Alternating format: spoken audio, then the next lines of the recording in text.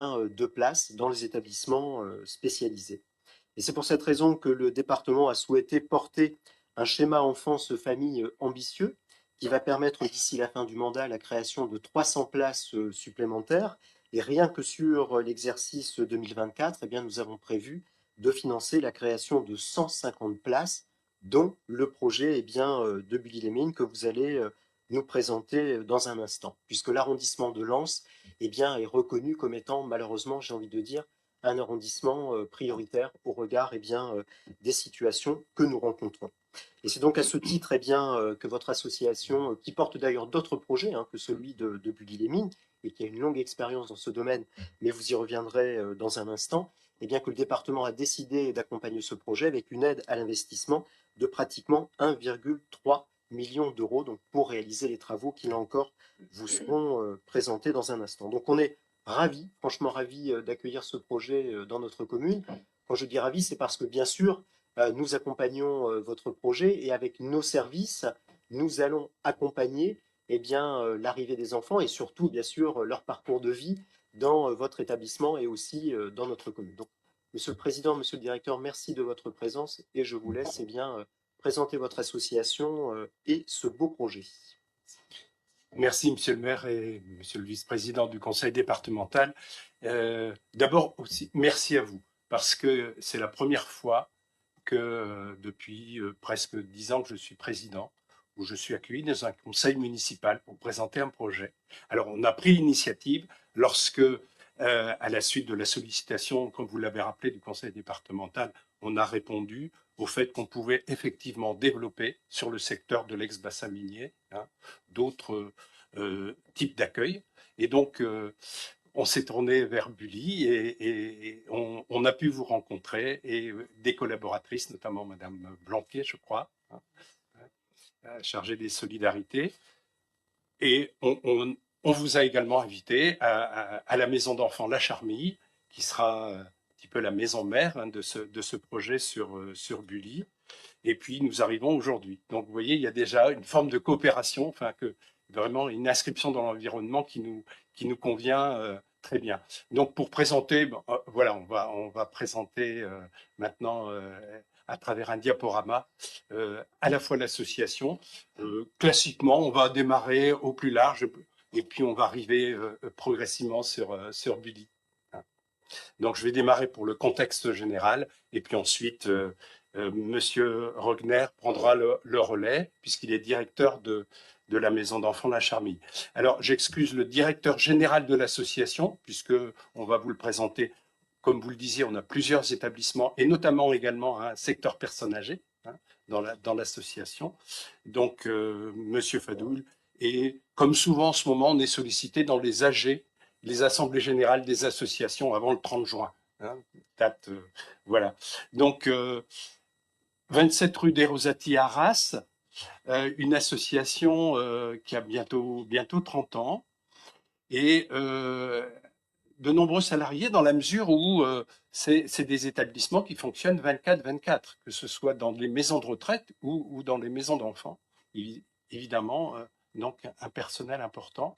Et puis surtout à souligner, presque une centaine de bénévoles, au-delà de ce qu'on appelle les bénévoles de la gouvernance, des administrateurs, etc., des personnes qui interviennent en soutien dans à la fois les EHPAD, mais aussi, et Richard peut-être l'évoquera, aussi dans l'aide aux devoirs, etc., pour ce qui concerne les maisons d'enfants. Donc il y a peut-être aussi à penser s'il y a des possibilités. En tout cas, sur cette dimension-là, on est tout à fait preneur de personnes qui accepteraient d'accorder un petit peu de temps à Bully. Voilà, je fais des petits signes en passant.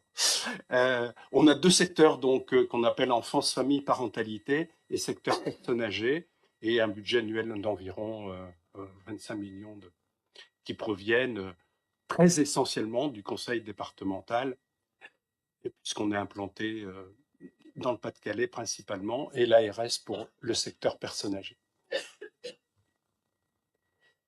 Gouvernance classique, j'y reviens pas, assemblée générale, conseil d'administration, différentes commissions. À souligner qu'on a aussi un comité de réflexion éthique qui doit aborder un certain nombre de questions qui se posent au fil du temps. C'est important à la fois, vous voyez, ce sont des questions qui reviennent dans la société, mais comment on va se saisir de la question de l'aide à mourir, alors dont l'aspect législatif a été arrêté, on sait pourquoi, mais c'est un exemple. Mais d'autres aspects peuvent toucher aussi la situation des enfants. Et donc, on a un comité de réflexion éthique et que peut-être on va développer sur un plan interassociatif, insistant sur les bénévolats, je viens d'en parler, et puis on a depuis longtemps le fait qu'on a des administrateurs délégués auprès de chaque établissement de service. Et ce sera le cas ici à Bully, de façon à ce qu'on fasse remonter aussi ce qui se passe un peu sur les terrains au niveau de la gouvernance. Voilà, les personnes à dire. À peu près à parité, hommes et femmes, on essaye. La diapo suivante, merci. Nos valeurs essentiellement liées à la dimension, je vais la simplifier en disant humaniste. On a une dimension qui est d'emblée inscrite dans notre charte des valeurs et qui vient de beaucoup plus loin puisque les premiers établissements viennent de congrégations religieuses qui ont passé la main. Et dans un mouvement, vous le savez, qui est entamé depuis longtemps, de laïcisation. C'est pour ça qu'on a dans nos valeurs les deux aspects. On reconnaît nos racines d'inspiration chrétienne, mais en même temps la dimension de laïcité. On essaye de tenir ces deux jambes. Bien entendu, toute la réflexion du souci de l'autre, l'aspect désintéressé qu'il faut rappeler dans les associations à but non lucratif. Voilà. Et puis on développe depuis, mais je pense que c'est un peu dans l'ensemble de la société, je pense que vous faites également toutes les démarches de participation des personnes à travers des conseils de vie sociale pour les plus âgés, mais avec les enfants aussi, des groupes également. Voilà, c'est un apprentissage de la démocratie, des groupes d'expression pour les enfants. Et puis, ce qu'on développe aussi, c'est auprès des enfants, au moment de l'adolescence, l'apprentissage de l'autonomie. Parce que le fait de vivre un certain temps en maison d'enfants, on est en situation d'être un peu quand même dans un cocon. Et il faut penser qu'il faut préparer ça. Et de plus en plus. Donc, c'est un axe qu'on veut développer. Voilà pour ce qui concerne. On n'est pas seul, on se rapproche d'autres associations, surtout dans le contexte actuel. Il faut qu'on puisse faire des unions aussi d'associations. Donc on a développé avec d'autres associations, principalement arageoises, dans d'autres secteurs de l'économie sociale et solidaire, une union, de telle sorte qu'on puisse partager nos différentes expériences et mutualiser aussi par exemple, en matière d'expertise financière, une association moyenne ne peut pas avoir un gros niveau d'expertise. On va essayer de rechercher ensemble ce directeur des affaires financières. C'est un exemple pour différentes fonctions support. Merci pour l'autre diapo. Et puis on arrive après sur évidemment l'implantation territoriale. Vous voyez, c'est autour d'Arras, puisque c'est un petit peu l'origine. On est vraiment sur l'axe, on va dire sud-ouest, sud-est, pardon, du Pas-de-Calais, avec donc des établissements en rouge dont on parle dans un instant, et tout ce qui est en vert concerne les maisons d'enfants. On est un siège social qui, je l'ai mis là, mais à titre indicatif, évidemment, a une charge à la fois d'impulsion, d'articulation avec la gouvernance, de contrôle aussi, et puis le fait d'accompagner les différents projets et de penser aussi à toujours essayer d'améliorer la qualité d'accompagnement.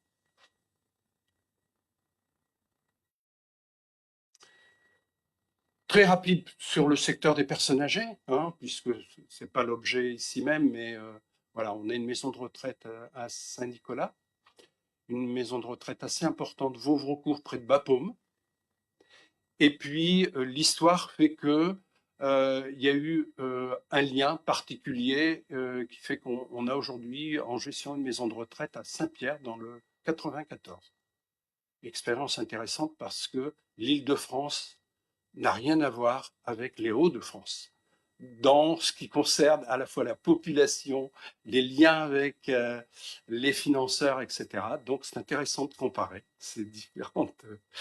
Voilà, c'est pas les mêmes régions. Alors, on a en tête que le secteur personnes âgées, c'est d'abord de l'hébergement, bien entendu, mais c'est aussi une variété de services qui sont faits. C'est important de l'avoir en tête. On a aussi la possibilité d'hébergement temporaire pour que les personnes puissent, voilà, les proches, c'est compliqué quelquefois, donc part en vacances, etc., hébergement temporaire. On a une spécialisation, vous le savez aussi, hein, sur la situation d'unité protégée pour les personnes atteintes de graves désorientations. Un accueil de jour également. Alors ça, c'est très précieux parce que on a développé en même temps une plateforme d'accompagnement. On l'appelle, nous, la maison des aidants. C'est en fait des personnes qui accompagnent au quotidien un proche désorienté. C'est très, très compliqué. Et donc, il y a une maison des aidants qui accueille. Pendant eux-mêmes peuvent souffler, les proches, pendant que la personne est accueillie en accueil de jour. Vous voyez un petit peu cette idée, hein, d'autres CEPAD l'ont développée. Voilà, donc c'est important d'avoir un peu une palette de services différents par rapport à ces hébergements. Et on arrive aux activités de la protection de l'enfance. Alors, même chose, et je vais passer la parole à Richard. Principalement, ce qu'on peut appeler les maisons d'enfants à caractère social, hein, on dit les MEX, voilà. Internat éducatif. Mais là aussi, on offre, et de plus en plus, une situation où on peut accueillir en urgence, parce que il n'est pas rare que vous soyez sollicité le vendredi soir avec des situations très compliquées. Voilà. Il y a aussi le fait qu'il y a une possibilité d'accompagner des familles à domicile, alors qu'il y a des signaux importants, mais on est en situation, si vous voulez, un petit peu sur la ligne de crête. Mais ça ne nécessite pas forcément un accueil, mais le fait d'accompagner à domicile peut permettre d'accueillir rapidement, s'il y a dégradation, l'enfant ou la fratrie au sein d'une maison d'enfants. C'est ce qu'on appelle le service turquoise, dispositif de maintien, qui a été développé il y a quelques années par le conseil départemental. Et on a développé également un service d'accueil de jour qui accueille aussi, je pense que vous avez également dans votre commune, les fameux adolescents en décrochage scolaire. Qu'est-ce qu'on fait à ce moment-là? Donc il est situé aujourd'hui à Wenny. Et puis pour faire la transition, on a toujours dans nos établissements, secteur âgé, personnes âgées et maisons d'enfants, ce qu'on appelle toujours la dynamique des projets. C'est important d'avoir la situation qui va de la personne au plus large. Donc on a le projet personnalisé avec l'enfant ou pour la personne âgée qui tient compte du parcours de vie, de la singularité du parcours de vie. C'est une obligation, mais c'est essentiel dans l'accompagnement. On a un projet un peu plus large sur l'établissement ou le service qui accompagne. Et puis, on a développé, pour qu'il y ait des liens entre tous ces projets d'établissement et de service, un projet stratégique enfance-famille et un projet stratégique personnes âgées. Et puis un projet associatif qui porte les valeurs et le développement de l'association, comme on peut avoir le schéma départemental sur 5 ans, 6 ans, ou les projets communaux.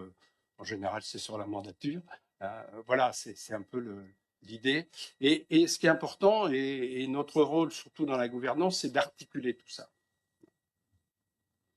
Richard, je crois que c'est à toi. Oui, bah voilà. Donc vous avez là une focale sur les façades des différentes maisons d'enfants du secteur enfance d'accueil relais, donc la maison d'enfants d'Azermine, reconstruite il y a quelques années seulement, depuis octobre 2018, elle a été rouverte sous cette forme.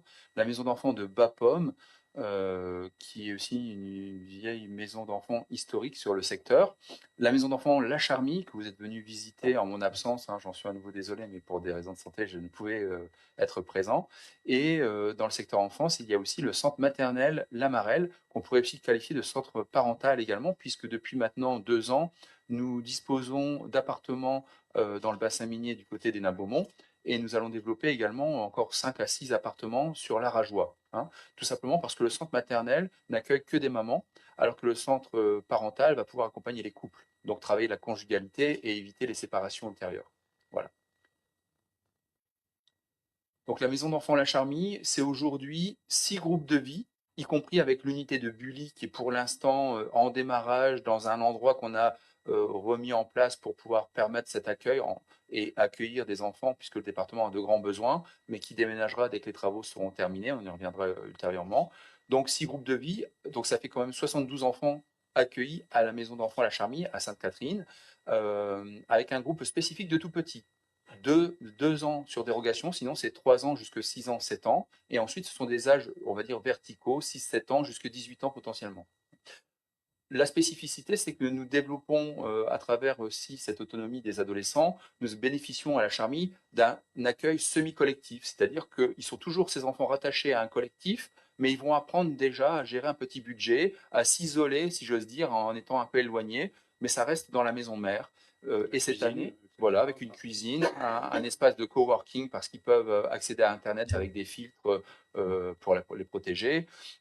Et depuis cette année, nous bénéficions également d'appartements en diffus avec 2 jeunes qui étaient une majeure, l'autre qui est en phase de devenir majeure. Et donc, on les accompagne dans cet apprentissage, encore une fois, hein, vers l'extérieur. Et nous développerons ce service dit d'autonomie pour aller jusqu'à 6 jeunes en semi-autonomie, donc des appartements, mais au sein de la structure. Et ensuite, 6 appartements en diffus. Voilà. Donc, vous voyez, c'est très progressif. D'un petit collectif avec 3 enfants dans la même chambre potentiellement. Pré-ado, ils vont avoir leur chambre dans le groupe de vie. Ensuite, ils iront au semi-collectif. Et si ça ne marche pas, ils font marche arrière, ils reviennent. Et ensuite, on va les accompagner comme ça dans d'autres appartements vers l'extérieur. L'idée, c'est d'éviter l'effet seuil de rupture à 18 ans où les anciens de l'aide sociale à l'enfance, combien de fois ont pu prendre la parole dans l'hémicycle du département pour dire vous ne pouvez pas nous abandonner comme ça à 18 ans, quoi. On a déjà une forme de handicap liée à la difficulté familiale qui d'ailleurs n'est plus présente, et du jour au lendemain, on se retrouve seul. Et c'est assez dur pour ces enfants. Donc l'idée, c'est vraiment de les accompagner dans un parcours cohérent, et notamment par l'insertion par le logement, puisque si déjà ils ont un toit, c'est déjà énorme. Ensuite, c'est l'insertion professionnelle.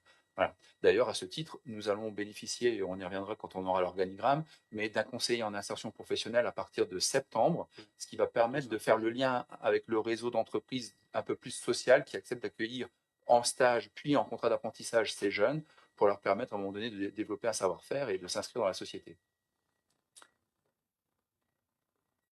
Alors là, vous avez une synthèse focale du personnel qui constitue l'encadrement notamment. Donc nous avons 2 psychologues, Élise Gorac, Valérie Batteux, 3 chefs de service à ce jour, demain un 4e grâce au service qu'on appellera donc de autonomie des appartements en diffus. Vous avez rencontré dernièrement François Leca, qui est le chef de service qui va gérer l'unité de vie basée ici à Bully-les-Mines, hein, rue Roger Saint-Landreau.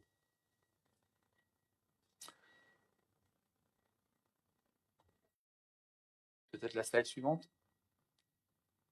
Voilà. Donc, comme cela a été très bien introduit par Monsieur le maire, nous répondons à un besoin du département de faire face à toujours un nombre croissant d'accueil d'enfants. Donc aujourd'hui, on est en suractivité. Par exemple, je vous ai dit, on avait 72 jeunes dans la maison d'enfants. En fait, on en accueille plus 5. Donc, on essaie de pousser un peu les murs, de remettre des lits, mais à un moment donné, ça touche ses limites.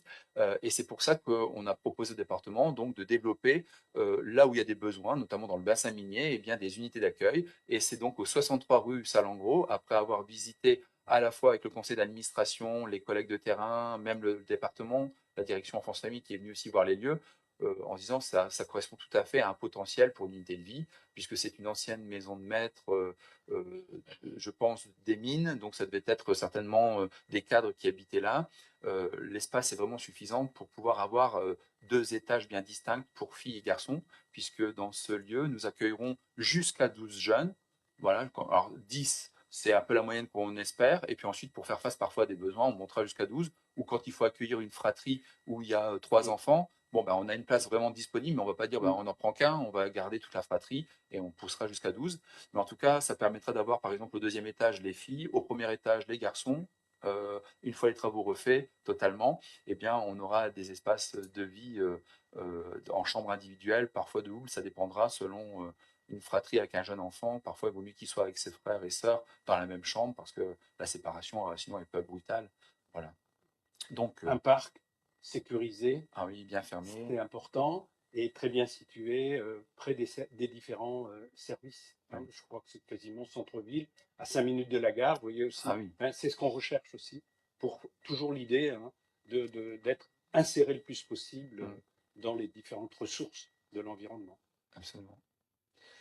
Voilà, donc comme je puis le dire, 12 enfants, une scolarité qui ne se fait jamais dans la maison d'enfants. Alors parfois, on est obligé d'improviser quand on a des jeunes qui sont en contrat d'intégration progressif scolaire, parce qu'ils ne peuvent pas tenir toute une journée, mais sans quoi notre but, c'est de ne pas faire l'école au sein de la maison d'enfants. On les inscrit dans le tissu local, dans toutes les écoles, quitte à faire aussi du trajet, mais pour permettre justement une socialisation la plus adaptée.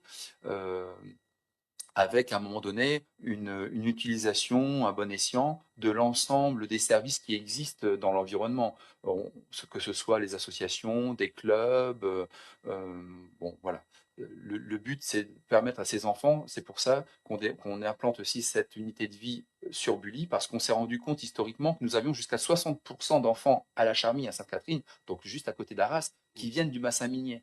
Donc, il y a une forme de délocalisation. Parfois, elle est salutaire quand il faut éloigner d'avec la famille qui est vraiment dans une forme de maltraitance, qu'il faut de la distance, mais ce n'est pas toujours le cas parce qu'il y a de la famille proche, il y a des amis. Donc voilà, il faut les implanter tant que faire se peut dans leur territoire d'origine. C'est un peu la politique que l'on a aujourd'hui et nous sommes suivis par le département dans cette logique. Alors, on avait vu en bas ouverture en décembre. Alors, pour vous, à la mairie, vous avez l'information. Hein, je vais parler pour l'ensemble des personnes présentes. C'est vrai que nous avons déposé un permis de construire. Il a été retoqué dans un premier temps parce que au niveau accessibilité, il y avait un petit souci. Donc, avec les personnes garantes, il a fallu retravailler avec l'architecte à la dépose de ce permis de construire. Ça a été fait d'un point de vue numérique. Celui-ci est en phase de terminer, de sélectionner et de nous proposer, parce qu'on essaie toujours d'avoir au moins 2 à 3 devis d'entreprises hein, dans la probité intellectuelle et financière, de pouvoir dire au département, on compare et on choisit le mieux disant, y compris en qualité. Mais en tout cas, voilà, les entreprises sont en cours d'être sélectionnées, des entreprises locales. Donc là aussi, vous parliez, c'est pas économique, mais si, parce qu'il y a quand même cette activité qui est donnée par aux entreprises locales, mais aussi demain, je l'espère, par l'embauche de professionnels qui résident le plus proche possible aussi de Bully-les-Mines. Aujourd'hui, on avait déjà un noyau présélectionné parce que comme ils avaient démarré l'année dernière, l'été, dans l'encadrement de transfert, on avait déjà une manne un peu RH à fidéliser en transformant des CDD en CDI. Mais voilà, on a déjà eu quelques CV de la commune et on vous en remercie parce que c'est l'occasion comme ça, à un moment donné, d'avoir des personnels de grande proximité. S'il y a quelques années, on a vécu un grand hiver, c'est loin, mais avec quasiment 1 mètre de neige, bon, on voit bien que celui qui habite une demi-heure de trajet, c'est pas possible si c'est pas dégagé. Celui qui habite à côté, il peut venir à pied, même s'il met 1 heure pour marcher, c'est pas grave. Et ça, c'est important parce qu'on vous l'a dit, c'est ouvert 24 heures sur 24 tout au long de l'année. Il faut pouvoir les prendre en charge, s'occuper de ses enfants, leur faire à manger. Enfin voilà, donc la proximité est importante. Alors là, vous avez l'organigramme qui présente juste, non pas tout le secteur enfance, mais juste la Charmille.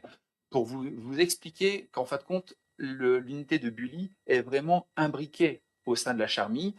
Donc vous voyez, il y a un chef de service qui va piloter un groupe de vie au sein de la maison d'enfants, mais il va aussi s'occuper de l'unité de Bully. Donc il y aura une présence pas en continu, mais par intermittence, avec un peu de trajet. Ça fait partie de l'objet. On rattache avec la flèche à gauche le nombre de surveillants de nuit, c'est-à-dire que nous avons une équipe de 9 surveillants de nuit à ce jour, et cette équipe-là va assurer sur la maison d'enfants. Il y a toujours 3 personnes présentes, parfois pas par 2, parce qu'il suffit qu'il y ait quelqu'un qui est en arrêt ou qui est en congé, mais sans quoi c'est 3, et il y aura une 4e personne en fonction chaque nuit à Bully.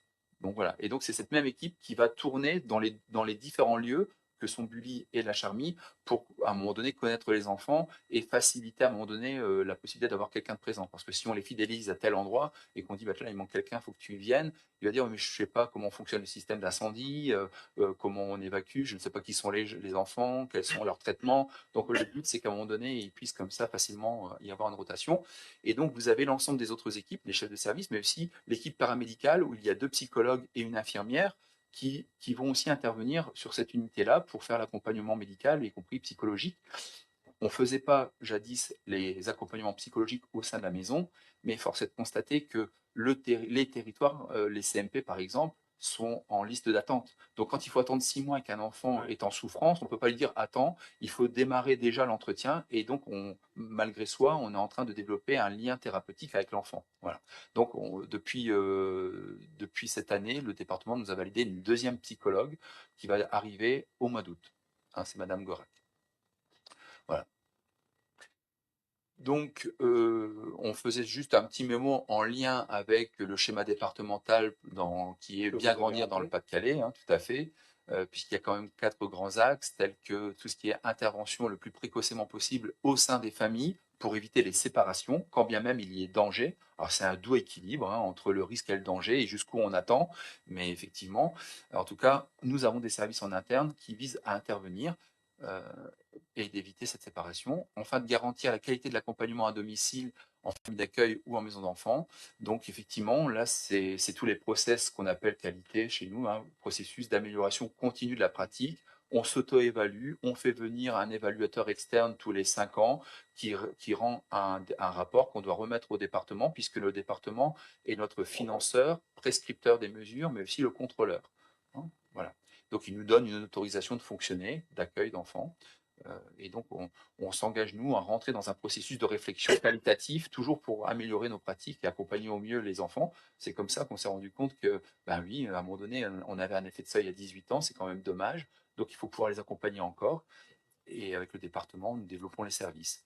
Créer une meilleure chance en lien avec la vie autonome, ben c'est ce qu'on vous disait. Il faut pouvoir s'essayer. Alors ceux qui ont des enfants et qui ont connu cette période de transition, ben, c'est pas si facile que ça d'être du jour au lendemain son propre responsable. Il faut parfois effectivement s'essayer, revenir au point de départ hein, pour pouvoir mieux repartir. Donc comme on dit, reculer pour mieux sauter, ben, c'est un petit peu ça. Et donc on s'engage à les accompagner et ne pas rompre du jour au lendemain. Alors, on a toujours du lien avec les anciens et les anciennes de la maison d'enfants, qui est comme là, à la kermesse qui a pu avoir lieu, elles sont venues nous rendre visite, nous dire voilà, là, j'en suis là, bon, bah, je fais encore des études, mais je m'arrête parce que c'est dur, voilà, bon, bah, ça fait plaisir de voir que l'investissement qu'on a donné a porté ses fruits parce que elle s'en sort bien, voilà. Alors, on a aussi quelques jeunes qui en venant, bah, c'est l'occasion de venir manger aussi sur le groupe. C'est à la fois un repas, mais c'est aussi du lien humain parce qu'ils y ont vécu, donc ils ont des attaches affectives par rapport au lieu, mais par rapport aux personnes qui les ont accompagnés ou d'autres enfants qui sont restés sur place. Voilà. Donc là, c'est vraiment une extraction de quelques axes les plus principaux, mais il y aurait tellement à dire sur le projet stratégique. D'ailleurs, on vous en a ramené encore quelques-uns supplémentaires. On en a pris 4. On l'a en version numérique au besoin, on pourra vous le redonner. Donc, on l'avait déjà donné lors de notre rencontre. Donc, c'est une cinquantaine de pages, hein, vous imaginez, là, autour des différents axes.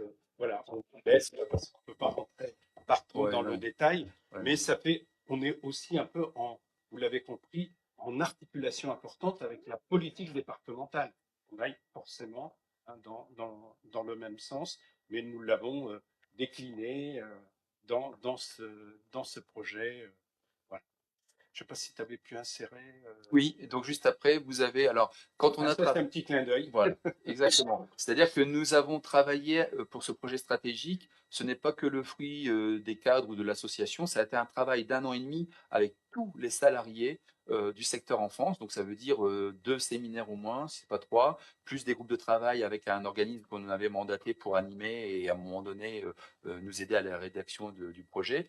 Et il y avait une graphiste, une facilitatrice qui visait à retranscrire le travail énoncé sous forme de petits dessins.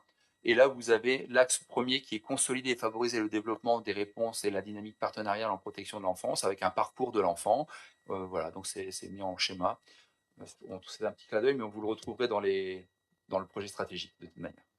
Et on voulait le souligner, hein, c'est pas par hasard qu'on choisit celle-là, Ouais. c'est cette articulation entre une politique générale, mais aussi comment on la décline avec les différents acteurs territoriaux. Voilà, on doit aller vite, mais c'est tellement riche, mais on sait que vous avez d'autres points.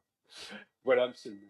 Merci beaucoup, mais on passerait bien la soirée à vous écouter, nous présenter votre démarche. Il était important, hein, mes chers collègues, que vous ayez l'information très en amont de ce projet qui vient s'implanter dans notre commune. C'est un projet important, hein, vous l'avez dit, mais vous en mesurez aussi, mes chers collègues, la qualité, hein, et la qualité de cet accompagnement qui est proposé aux enfants qui sont pris en charge. Et c'est vrai que c'est un vrai défi pour notre département, pour nous tous, ben oui, de réussir à, comment dirais-je, à retisser du lien, à faire en sorte que ces enfants, que ces adolescents, eh bien, puissent avoir un parcours de vie le plus épanouissant possible en dépit des difficultés qu'ils ont pu traverser. Avez-vous des questions ou des remarques, mes chers collègues? Je pense que vous avez bien identifié l'emplacement, hein. Je pense que cette bâtisse, ce bel immeuble est bien connu dans notre commune. Et donc, nous accompagnons l'association effectivement sur l'aspect administratif, en matière d'urbanisme. Nos services sont à vos côtés. Alors c'est vrai que parfois il y a ces petits points de blocage relatifs à l'accessibilité, mais au moins on sera tranquille avec ça et ça permettra un fonctionnement effectivement beaucoup plus simple pour votre association. Pas de questions, pas de remarques, les collègues, mais c'était tellement clair qu'effectivement, je ne pense pas qu'il y ait beaucoup d'interrogations.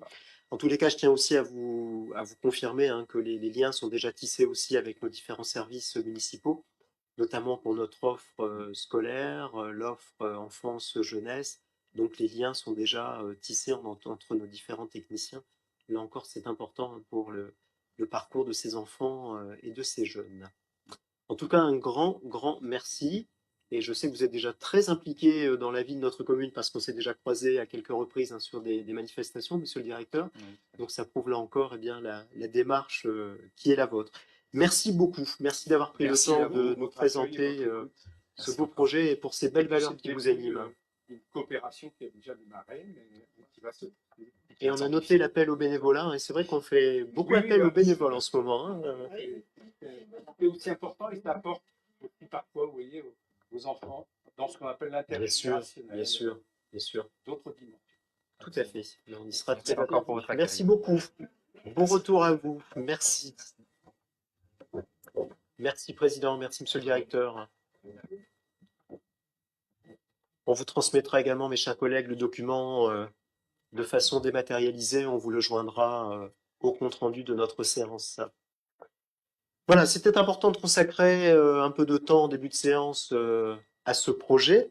Nous allons reprendre le cours de notre séance et nous en étions arrivés, eh bien, au point numéro 2. Je rapporte devant vous des décisions qui ont été prises en vertu de la délégation que vous m'avez accordée, notamment concernant, eh bien, un protocole amiable de remboursement suite à une dégradation de mobilier urbain. Alors les personnes en cause étaient de bonne foi, le préjudice était faible, et bien dans ces cas-là, il vaut mieux passer par un protocole transactionnel. Ensuite, une donation d'archives par monsieur Bruno Neuville, que nous avons donc intégré dans notre fonds d'archives.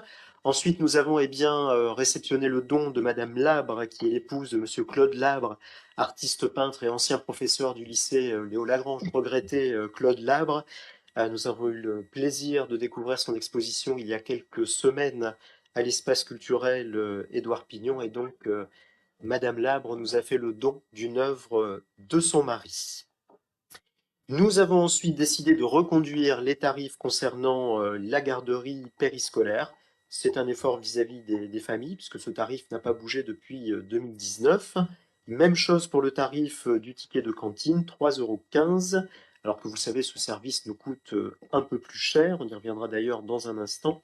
Mais là encore, nous maintenons le tarif qui n'a pas bougé, eh bien, depuis 2018. Donc là encore, bel effort vis-à-vis des familles et des enfants concernés. Location du stand de tir, là encore reconduction des tarifs.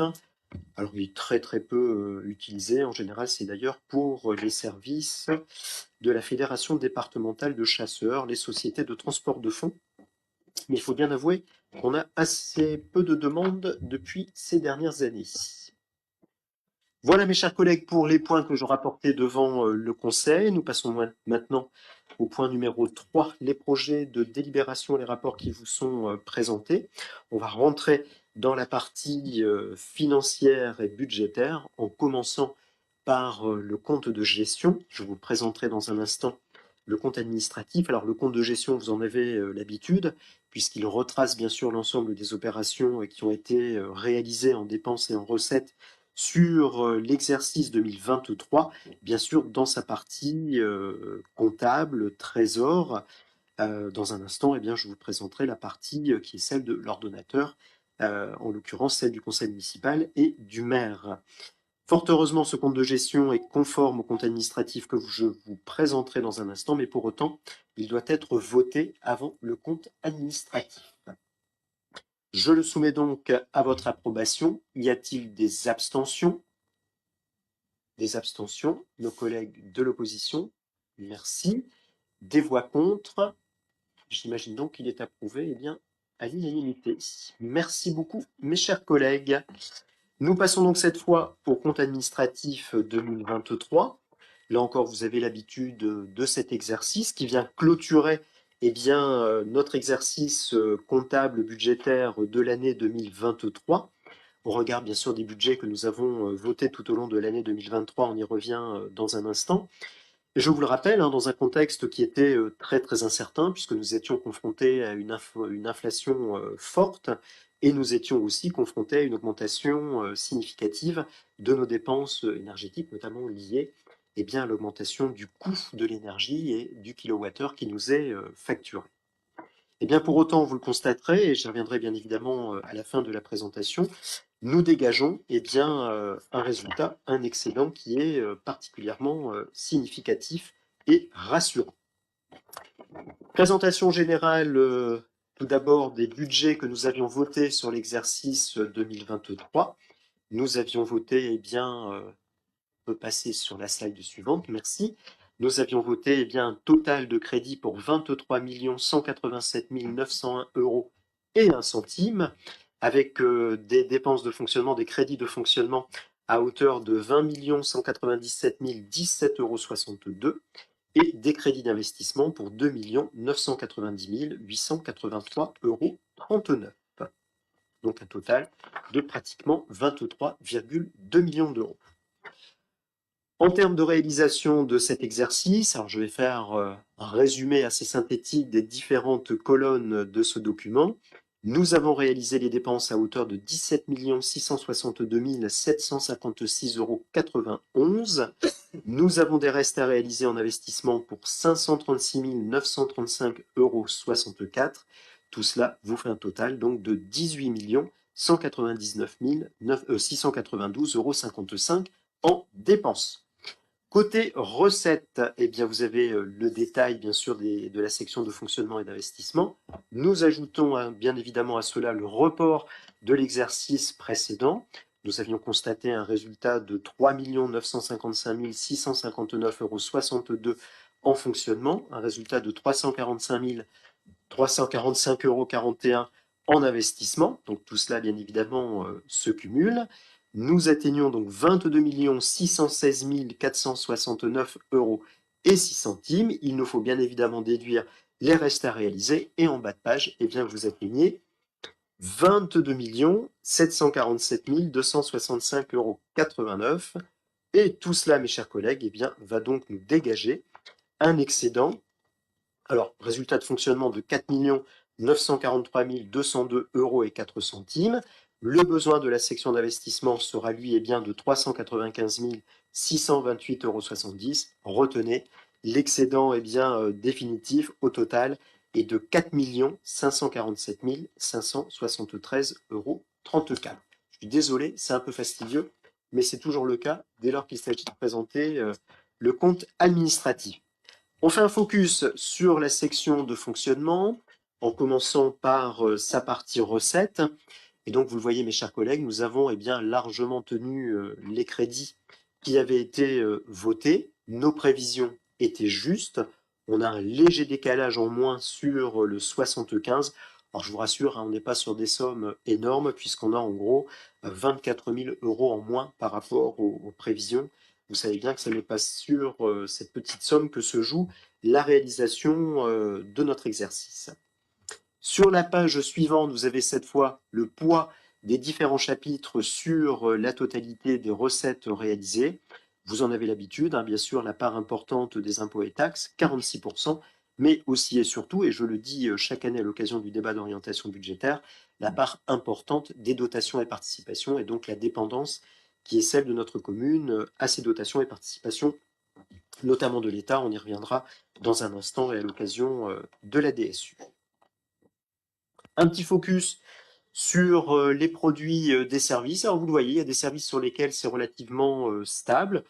Je pense notamment à l'espace François Mitterrand, la billetterie, les recettes de nos activités culturelles. Pour autant, vous voyez, sur les autres secteurs d'activité, ça varie, et parfois ça varie de façon assez importante. Je pense notamment aux activités jeunesse. C'est vrai qu'il y a toujours ces fluctuations d'une année sur l'autre, et c'est pour ça que lorsque nous établissons le budget prédictif, eh bien, nous sommes toujours très prudents dans les prévisions des produits des différents services. Alors, il faut bien avouer aussi que sur les services extrascolaires, pardon, périscolaires, nous avions eu aussi un rattrapage et bien d'impayés, ce qui explique que nous avions eu un exercice 2022 un peu plus fructueux. On passe cette fois aux dépenses de fonctionnement. Donc là encore, eh bien, vous en avez le taux de réalisation. Et donc là encore, eh bien, vous le voyez, les crédits ont été largement tenus. On est même en deçà eh bien, des prévisions que nous avions réalisées. La répartition, le poids de ces différentes charges, là encore, vous en avez l'habitude, hein. On est effectivement sur cette répartition classique que nous connaissons là encore depuis les derniers exercices budgétaires. Un petit focus, c'est toujours intéressant sur certains articles les plus significatifs, j'ai envie de dire les plus consommateurs. Là, vous le voyez, c'est notamment les dépenses d'énergie, électricité et gaz. On y revient dans un instant parce que cette présentation, finalement, elle est un peu trompeuse. On y reviendra un peu plus en détail par la suite. Nous avions une augmentation de nos dépenses d'assurance, mais là encore, c'était lié à la révision de nos différents contrats. Nous avons fait un peu plus de dépenses pour l'entretien des terrains, et c'est notamment les terrains du stade Corbel, ce qui explique les bons résultats du club cette année. Non, Monsieur le Président? Si, certainement, hein. Ça y a contribué. D'accord. On y revient aussi sur l'eau. Et d'ailleurs, voilà, je fais la transition toute trouvée, parce que vous le voyez, on est aussi revenu sur l'évolution de nos consommations en eau. Alors vous le voyez, ça reste élevé, hein. On a consommé un peu moins que sur l'exercice 2022 en mètres cubes. Alors tant mieux, parce qu'en facturation, on a baissé également. Mais c'est vrai, alors ça paraît pas, hein, mais on a connu des épisodes quand même de canicule, de forte chaleur. Et tout cela nous oblige aussi à arroser, et notamment à arroser les terrains, même si nous avons de plus en plus recours eh bien, à l'eau pluviale. On y reviendra d'ailleurs dans un instant. Mais pour autant, eh bien, on n'a toujours pas d'autre solution pour une bonne partie de l'arrosage. Après, c'est bien sûr toute la consommation de nos établissements recevant du public, et c'est tout particulièrement les écoles qui sont de grosses consommatrices d'eau. Consommation électrique, parce que je le disais, c'est un peu trompeur quand on voit cette augmentation de 20 000. En fait, il y a des opérations d'écriture et il y a parfois du glissement dans les imputations de factures. C'est-à-dire qu'on a des factures de 2023 qui nous arrivent sur 2024 et ça vaut aussi pour 2022 qui arrivent sur 2023. Et donc, vous le voyez, en dépit des efforts qui ont été réalisés en matière de consommation électrique, eh bien, nous avons pour autant une augmentation. Alors, on baisse, hein, vous le voyez, c'est assez significatif, notamment sur l'éclairage public. Heureusement que nous avons pris ces mesures de régulation, mais pour autant, eh bien, vous le voyez, la facture, elle est quand même relativement importante au final. Même chose pour les consommations de gaz. Et donc là, comme je l'expliquais, on a aussi des glissements de factures. Et donc, vous avez deux colonnes. Vous avez la première, c'est des lignes, pardon. La première ligne qui est celle du compte administratif, mais vous avez celle eh bien, qui intègre les factures qui ont été décalées. C'est un peu comme nous, hein, comme pour les particuliers.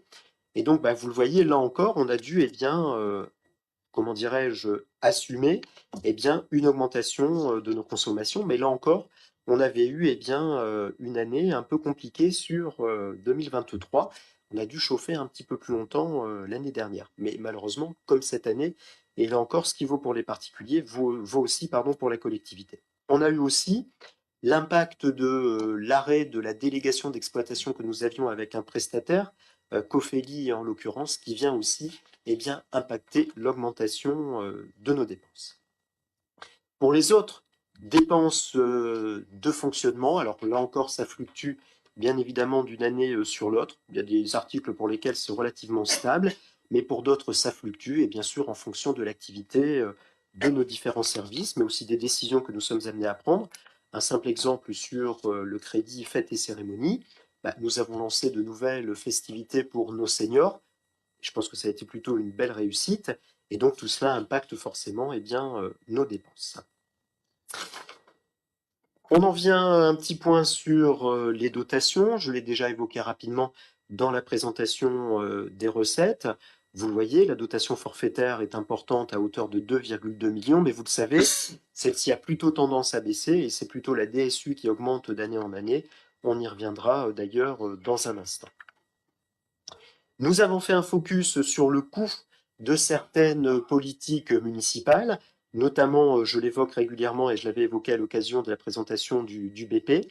Eh bien, vous le voyez, en matière d'enseignement et d'éducation, ce sont 2 millions eh bien, que nous consacrons à ces dépenses. Mais c'est pratiquement des dépenses d'investissement, j'ai envie de dire, pour la réussite scolaire de nos enfants.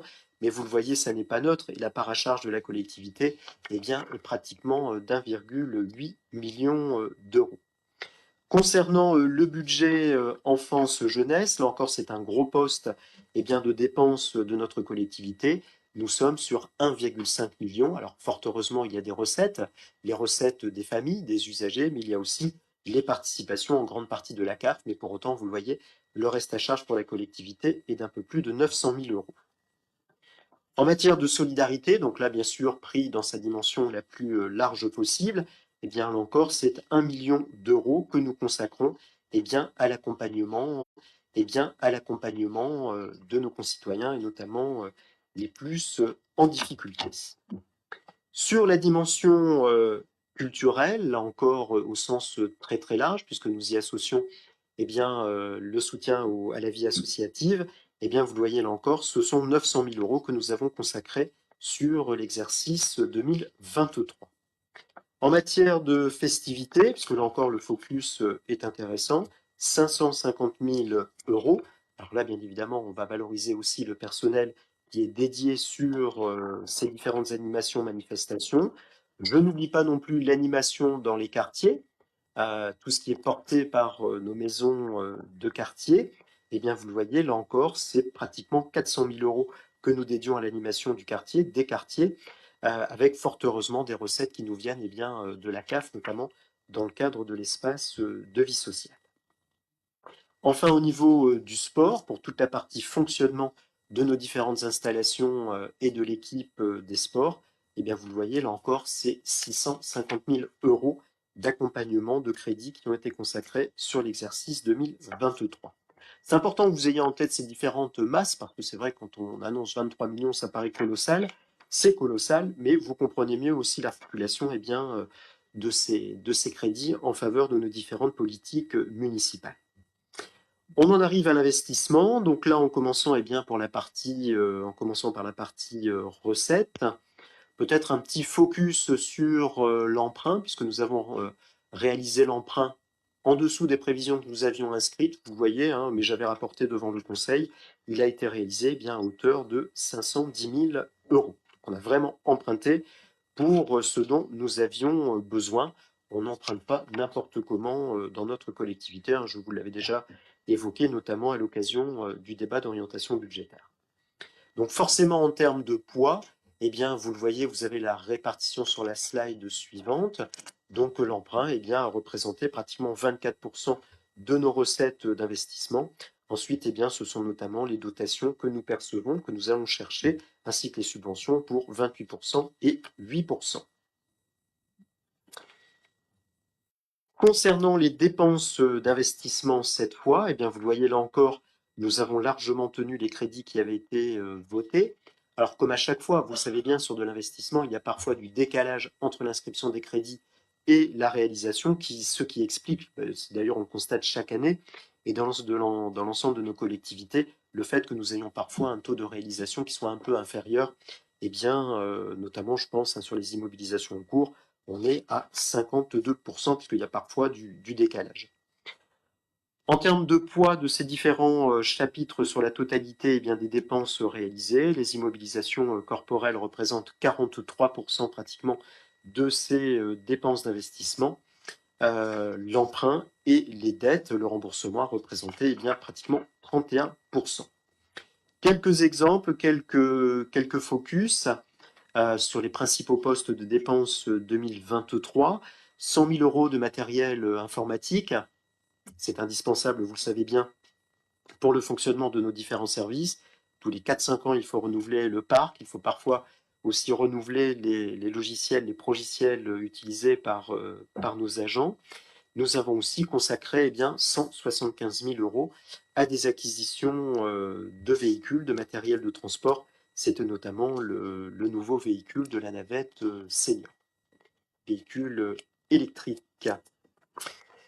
Nous avons ensuite réalisé différents travaux. Alors, bien évidemment, ça va un peu dans tous les domaines, mais notamment dans les écoles, hein. Je vous le dis là encore, à chaque présentation de budget, vous le voyez, nous avons réalisé 123 000 euros de travaux dans les écoles. C'était essentiellement des travaux dans les chaufferies, notamment sur l'école Moreau. Et nous avions également réalisé le programme de toiture sur l'école Lumière pour 80 000 euros. Nous avions également réalisé l'acquisition du cabinet médical que nous avons depuis mis en service, donc pour 146 000 euros, et nous avions réalisé des travaux pour à peu près 30 000 euros. On continue avec les autres travaux, notamment des travaux qui ont été réalisés dans nos structures sportives pour pratiquement 36 000 euros. Des travaux en faveur de nos structures de restauration scolaire. C'était essentiellement des acquisitions d'équipements pour la cantine Vasseur, mais également pour l'amélioration de l'acoustique sur le foyer Ferry. Et nous avons réalisé des travaux à l'espace François Mitterrand, plus exactement des acquisitions de matériel pour renouveler et pour aussi opter pour des matériels qui sont moins consommateurs d'énergie. Nous avions réalisé des dépenses pour 71 000 euros. En matière d'aménagement du domaine public, là encore, nous avons réalisé différents travaux. Travaux de remplacement de l'éclairage public pour 30 000 euros. Des travaux de voirie, de réaménagement des voiries pour 210 000 euros. Nous avons réalisé des travaux d'aménagement du prolongement de la rue Appio Costebellon pour 154 000 euros. Et nous avions réalisé des travaux de vidéosurveillance, d'installation de vidéosurveillance pour 60 000 euros. Voilà pour quelques-uns des focus de ces dépenses d'investissement. Et donc, j'en reviens à mon propos introductif, mes chers collègues. Tout cela nous permet de dégager, c'est sur la slide suivante, merci beaucoup, un résultat de fonctionnement de 4 943 202 euros et 4 centimes. Nous avons un besoin de la section d'investissement de 395 628,70 euros, ce qui nous fait bien évidemment un résultat final, un excédent qui, vous le voyez, est en progression par rapport à l'année précédente, de l'ordre de 4 547 573,34 euros, que je vous proposerai bien évidemment d'affecter en excédent de fonctionnement. Et on retrouvera bien évidemment cet excédent à l'occasion de l'examen du budget supplémentaire. Donc vous le voyez, en dépit de ce contexte particulièrement compliqué depuis 2023, puisque malheureusement sur 2024, les choses se poursuivent, le contexte reste compliqué, et on ne sait pas ce qui va arriver dans les mois qui viennent, les orientations qui seront celles des prochains gouvernements. Donc vous le voyez, en dépit de ce contexte quand même particulièrement tendu et compliqué pour nous, grâce aux efforts qui sont réalisés au quotidien par l'ensemble de nos services, et je tiens bien évidemment à les remercier, tout comme bien sûr notre équipe de direction et notre directrice générale des services, eh bien, nous arrivons à dégager un excédent important en augmentation par rapport à l'exercice précédent, ce qui est une très bonne chose pour nous permettre de réaliser notamment ce gros investissement que vous savez, celui de la future piscine de notre commune. Voilà, mes chers collègues, pour la présentation, certes succincte, mais tous les documents vous avaient été transmis pour vous présenter en totalité ce budget. Avez-vous des questions ou des remarques? Oui, je vous en prie. Merci, monsieur le maire. Donc, vous vous doutez bien ce que nous allons voter ce soir. Donc, le compte administratif retrace l'ensemble des dépenses effectuées par la majorité au cours de l'année écoulée afin d'y mettre en œuvre son projet. Compte tenu de nos divergences d'avenir pour notre commune, nous votons contre ce compte administratif. Nous noterons tout de même, une fois de plus, des charges de personnel excessives au chapitre 12, s'élevant à plus de 70% de notre budget contre 59,52% en moyenne pour les communes de même strate. Ce grave coût a pour conséquence de ne laisser à notre budget que de trop faibles marges de main-d'œuvre pour l'investissement. Enfin, il est effectivement à noter que le taux de la taxe foncière sur les propriétés bâties n'augmentera pas, mais il est important de souligner que celui-ci reste beaucoup plus élevé que les communes de la même strate, à savoir 40,47%. Merci. Merci beaucoup. Y a-t-il d'autres prises de parole? Non? Je Oui. prends ma parole et mes propos au moment du vote, vu que monsieur le maire, vous êtes obligé de sortir. Tout à fait. J'en profiterai. Très bien. Eh bien, je cède la présidence de séance à notre premier adjoint, à mon premier adjoint. Monsieur Robillard, je vous en prie. Merci, monsieur le La maire. séance. On attend que vous quittiez la salle du conseil. Merci.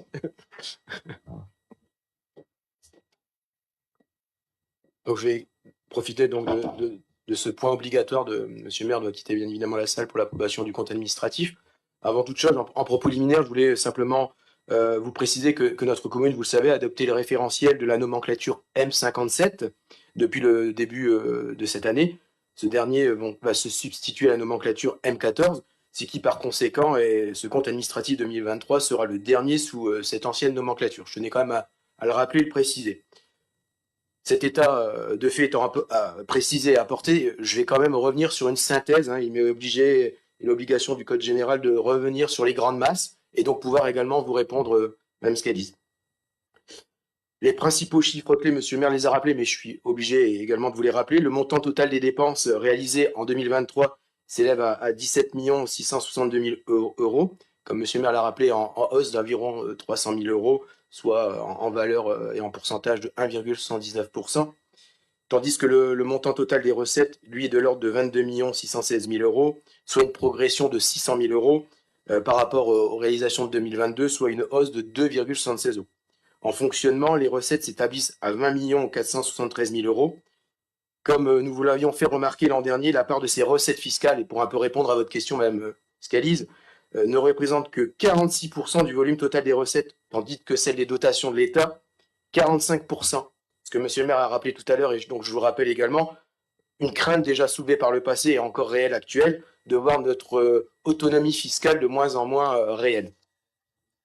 Donc, vous avez beau dire que c'est élevé, on a quand même des taux assez bas qui ne nous permettent pas d'avoir une autonomie fiscale.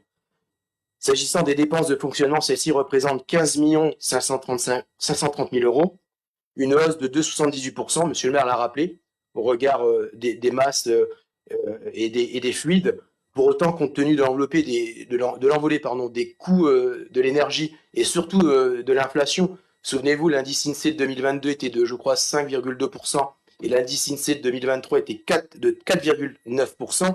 On peut quand même, en toute modestie, reconnaître que nous avons su maîtriser, avec les services techniques, avec M. Foucard, nos dépenses de gestion. Tout ceci pour un résultat en section de fonctionnement, vous l'avez dans le tableau, excédentaire de 4 943 000 euros. Ensuite, en investissement, les dépenses d'investissement, elles représentent 2 132 000 euros. Ces dépenses d'investissement, on le concède chaque année, elles sont peu élevées, monsieur le maire l'a encore rappelé, mais nous avons maintenu le cap dans lequel nous avons notre feuille de route et notre engagement de mandat depuis 2020, et nous sommes quand même fixés, et ces engagements sont respectés. Pour autant, évidemment, vous en doutez bien, monsieur le maire l'a rappelé, les dépenses d'investissement pour les années à venir seront plus conséquentes avec ce gros budget piscine, ce qui nous permet d'avoir cette marge et de d'affectation que monsieur le maire vous présentera tout à l'heure. La seconde partie de la structure budgétaire concerne les recettes d'investissement à hauteur de 2 143 000 euros. Et ça, vous l'avez bien vu, et c'est très clair. Cette section est principalement financée par les dotations de l'État à 33%, et monsieur le maire l'a rempli par l'emprunt à seulement 24%. Donc, pour un résultat brut d'une section d'investissement excédentaire de 10 510 euros. Je vous propose donc de passer, après avoir lu ces chiffres clés, de passer au vote de ce compte administratif, même si j'ai déjà bien compris votre position, mais j'ai quand même le rappeler et vous demander solennellement qui s'abstient sur ce compte administratif. Qui vote contre? Très bien. Et les collègues, je vous demanderai à main levée pour ceux qui votent pour, de lever la main. Je vous en remercie. On peut donc faire revenir, monsieur le maire?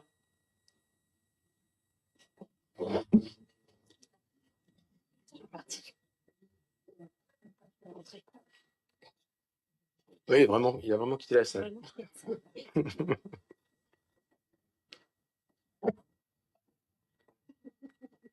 Moi, je pense qu'on peut féliciter monsieur le maire et lui annoncer que le compte administratif a été approuvé.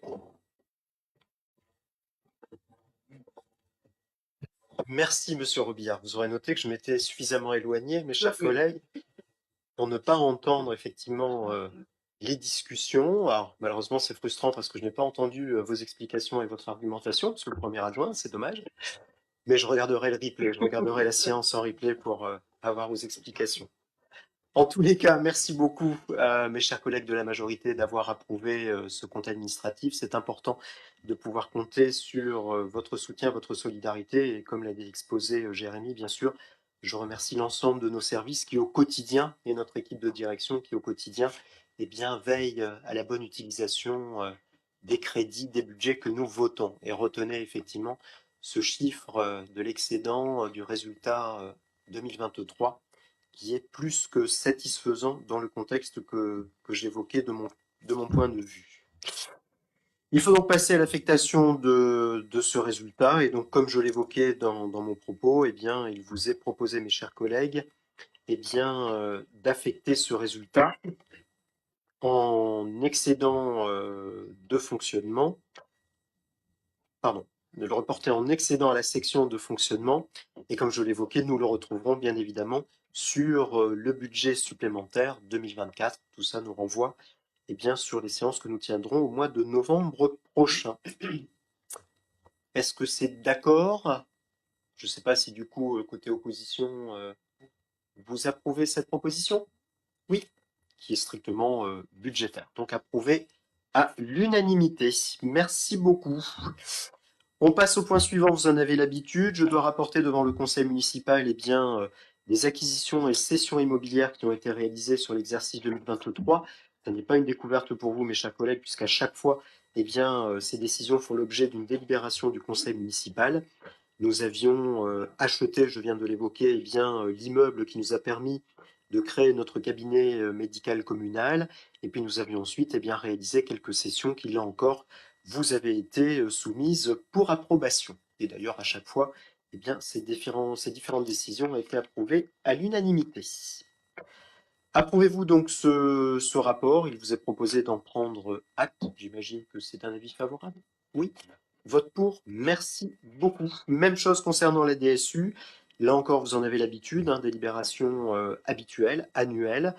Je me dois de rapporter de l'utilisation de cette DSU, hein, je l'évoquais à l'instant, qui fort heureusement compense la baisse de la dotation forfaitaire.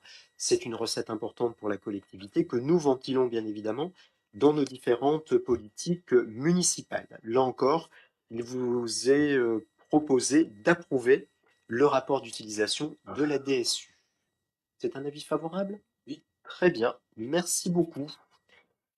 Nous en arrivons maintenant aux délibérations relatives aux ressources humaines. Bien sûr, on parle du personnel communal. En vous proposant tout d'abord, mes chers collègues, d'adhérer à la prestation au chômage proposée par le Centre de gestion de la fonction publique territoriale du Nord, puisque nous avons un agent eh bien, qui a fait valoir une demande de rupture conventionnelle que j'ai approuvée. Mais bien évidemment, le principe est qu'ensuite, eh bien, c'est la collectivité. Si l'agent n'a pas retrouvé d'emploi, eh bien, c'est la collectivité qui assure son indemnisation au titre de l'assurance chômage.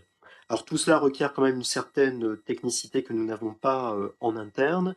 Nous avons donc sollicité cette prestation du centre de gestion du Nord, alors ce qui donne lieu bien évidemment à rémunération pour cette prestation. Vous en avez le détail dans le rapport qui vous est proposé. Bon, vous voyez que c'est quand même relativement accessible et intéressant pour nous.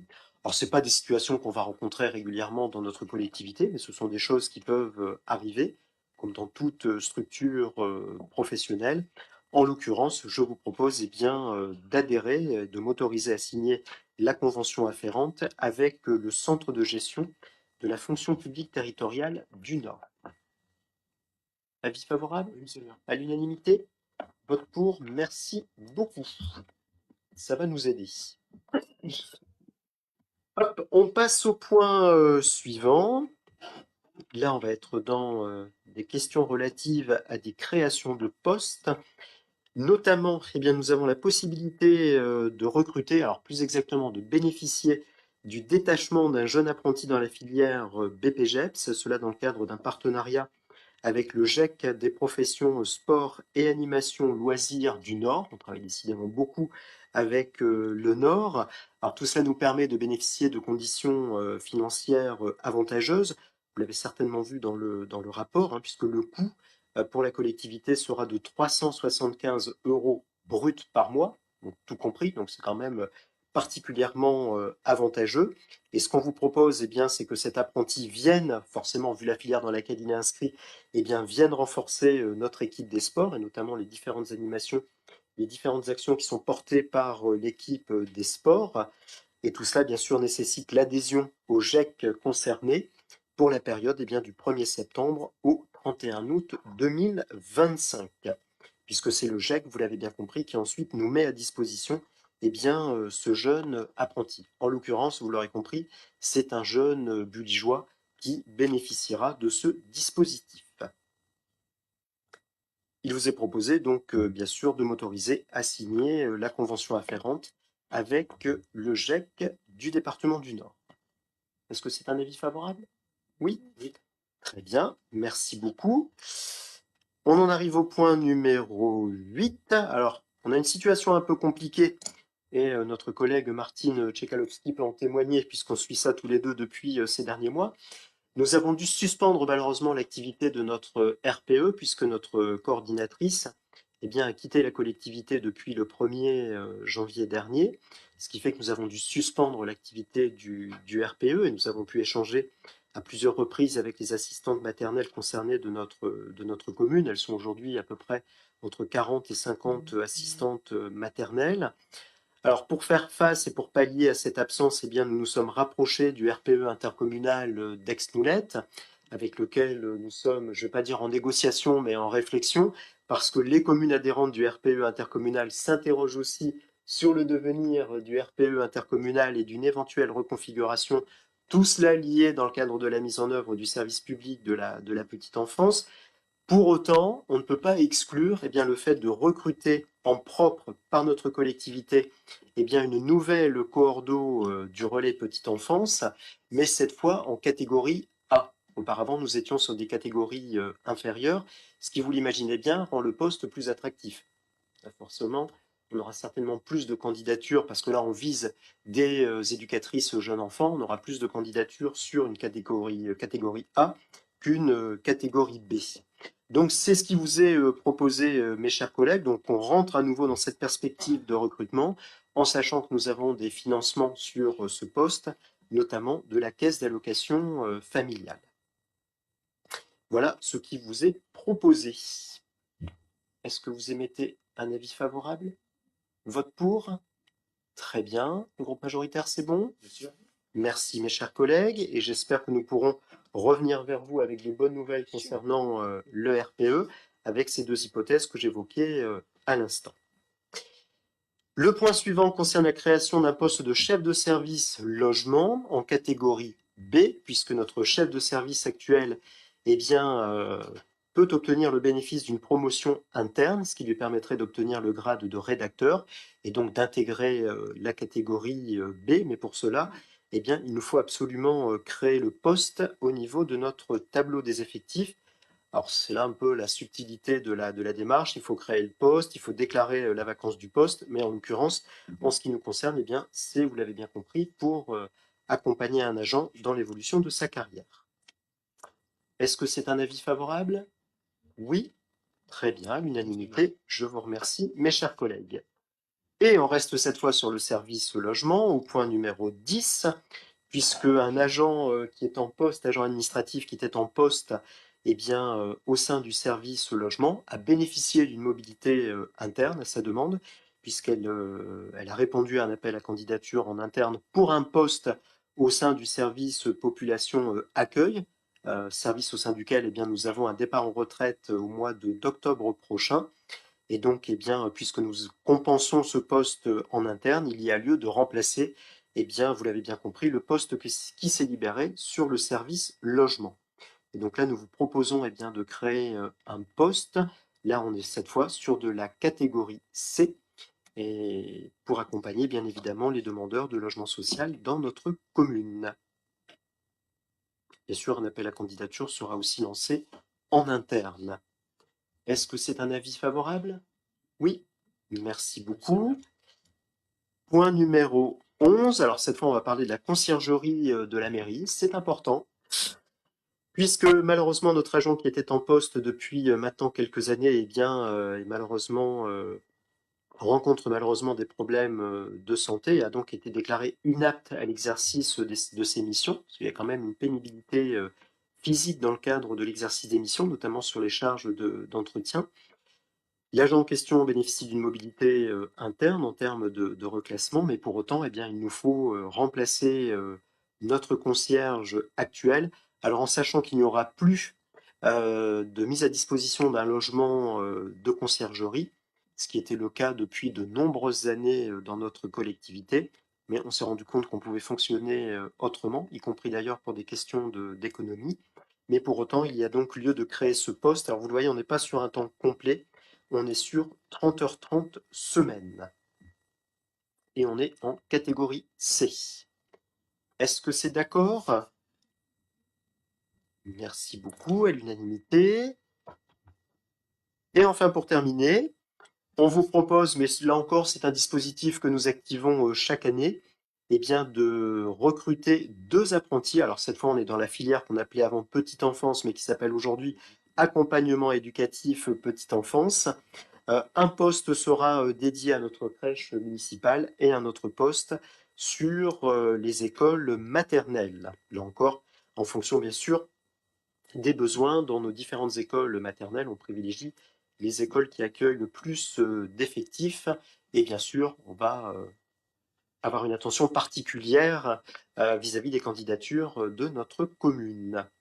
Voilà mes chers collègues pourquoi il vous est proposé eh bien, d'approuver la création de ces 2 postes d'apprentis à compter de la rentrée prochaine.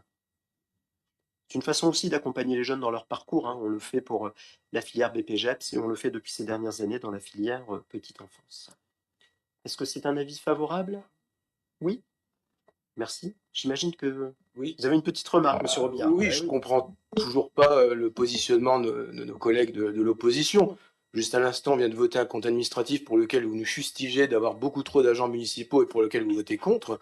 Et là, je constate que vous votez 6 délibérations de création d'emplois et de postes, que vous votez pour. J'espère donc pour le prochain compte administratif, j'y veillerai, de 2024, que vous allez voter ce compte de manière favorable. Merci, monsieur le maire. Je vais répondre à votre petite Allez-y. réponse, monsieur. Pour le compte administratif prochain, je ne vais pas vous répondre tout de suite car on n'en est pas encore arrivé là. Mais je ne vois pas l'intérêt qu'on s'oppose à remplacer les postes en sachant qu'on va perdre notre concierge, c'est logique qu'on en remette un. On a besoin d'apprentis, on va donner la chance à 2 apprentis, il faut leur donner. L'apprenti de BP, pardon, GEPS, c'est très bien, dans le sens où encore un Buligeois va profiter de notre service de formation. Donc moi, je trouve ça très bien et je pense que mes collègues sont du même avis que moi. Donc, il y a des choses à prendre pour et il y a des choses à prendre contre. Et c'est pour ça qu'on ne sera jamais d'accord, je pense, sur ce fameux compte administratif. Très bien, monsieur Leroy. Moi, je voudrais quand même faire une petite remarque. Effectivement, c'est un peu trop facile de critiquer un peu ces chiffres. Quand on regarde un petit peu la preuve ce soir, hein, on nous a présenté un nouveau dispositif qui va être mis en place sur la commune de Buis-les-Mines. On prouve malgré tout qu'on est une commune dynamique, qu'on propose des choses. Alors effectivement, ça nécessite du personnel, mais on a déjà eu l'occasion de le dire la fois dernière, c'est quand même des choses qui sont importantes pour nos administrés, pour nos jeunes, pour nos enfants. Je pense qu'on a suffisamment aujourd'hui présenté des projets qui vous permettent de dire oui, quand même, malgré tout, sur la commune de Buis-les-Mines, ça bouge. Et quand vous faites des comparatifs avec d'autres communes voisines, moi je veux bien, mais en général, le plan d'action est tout à fait différent.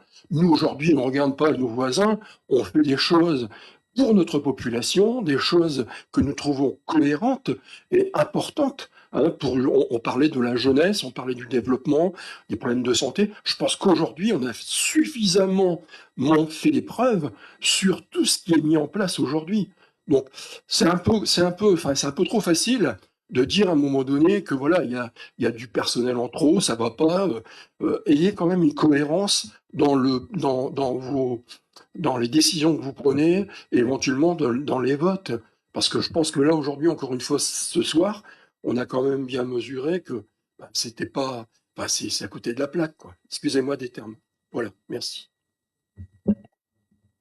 Bien que nous ayons quelques points de divergence avec notre opposition. Je pense qu'il n'y a même pas de point de divergence, c'est juste un affichage de leur part devant la population de dire qu'on vote pas un budget primitif ou un budget supplémentaire et un compte administratif, mais ils sont obligés de reconnaître que dans la gestion courante et quotidienne, que la gestion est bien faite par notre premier magistrat et le groupe majoritaire, et que vous le voyez, vous l'avez même dit vous-même, que tous ces besoins sont nécessaires, et on remarquera qu'à chaque création de poste, vous allez devoir voter pour, parce que tous ces besoins seront à chaque fois nécessaires. Merci, monsieur le maire.